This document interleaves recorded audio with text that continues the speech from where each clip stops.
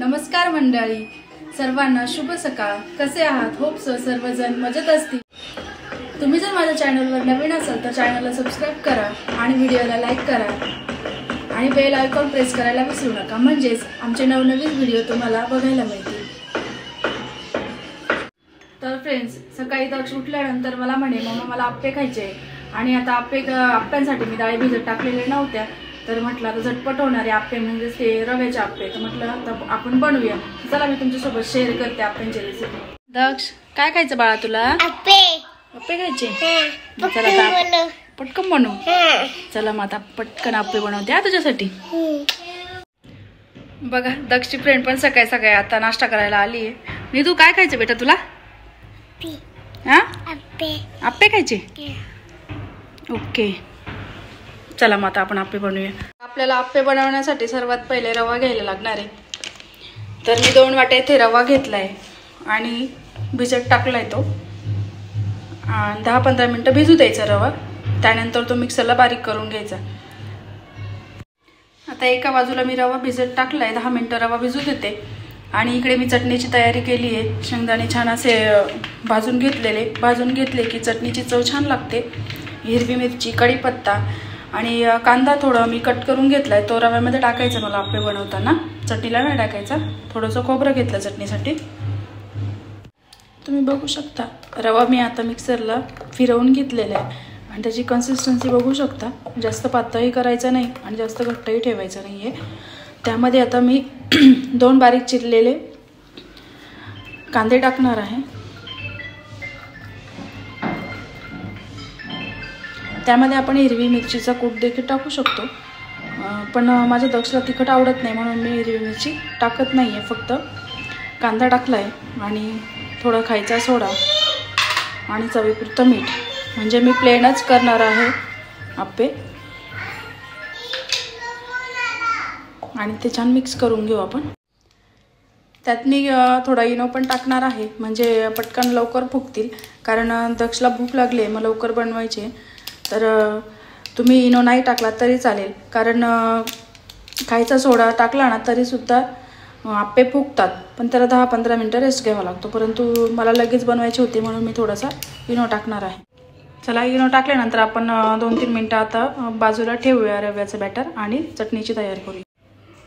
3-4 लसूण पाकळ्या.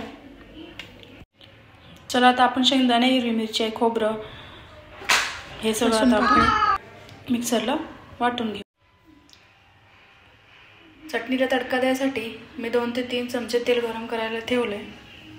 तेल गरम झालं की त्यात आपण कढीपत्त्याचे पाणी टाकूया. छान तडतडू द्यायचे ते.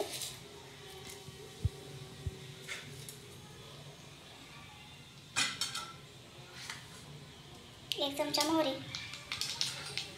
1 चमचा जिरा,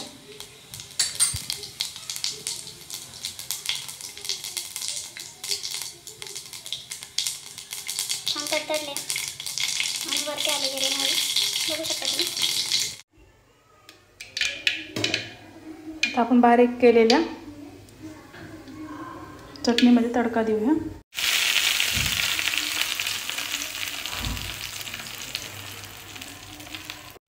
तर चला, आपली आप्प्यासोबत खायची चटणी बनवून तयार आहे. आता आपण आप्पे बनवूया. गॅसवर आता आप्प्यांचं भांडं ठेवलं आहे आणि आपण आता आप्पे पात्रामध्ये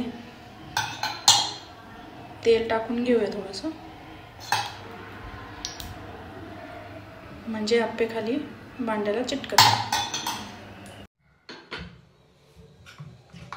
आता आपण तयार केलेले बॅटर घालून घेऊया. भरून घ्यायचं पूर्ण, ते छान फुलतात. म्हणजे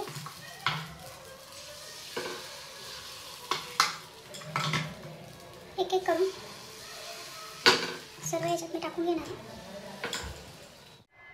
आता आप्पे पात्रावर झाकण ठेवून गॅसचा फ्लेम मीडियम ठेवायचा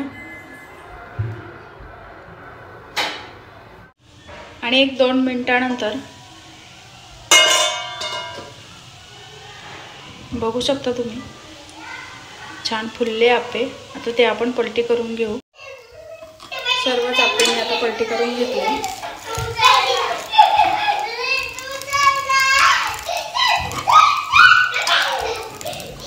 खालच्या बाजूने छान भाजलेले होते. आता परत एक 2 मिनिट त्यावर झाकण ठेवतो. सर्वच आपण आता पलटी करून घेतली.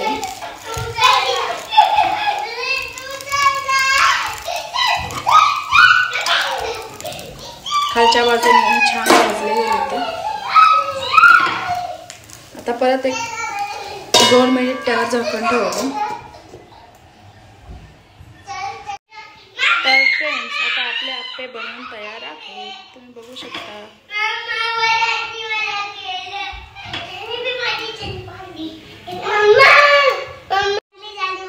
चांगले झाले ना आता आप्पे बनवून. आता जेवण करा हा दोघे जण. कसे झाले गणी तू? छान. ओके, चटणी सोबत खायचा. हा माझं दक्ष चटणी करून खातो बघा.